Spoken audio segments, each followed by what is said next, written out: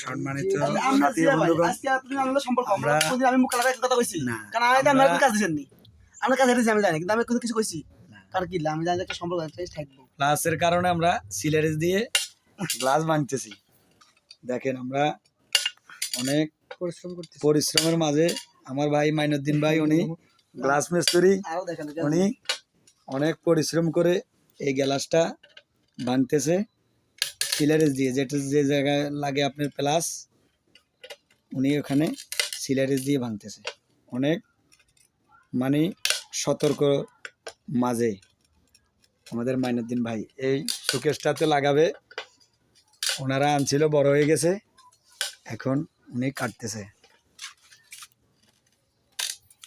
এই উনি সফল হয়েছে, অন্তত অনেক পরিশ্রমের মাঝে আমার ভাই কাজটা কমপ্লিট করছে। একদম নিখুঁতভাবে কাজটা চলছিল আমার ভাই।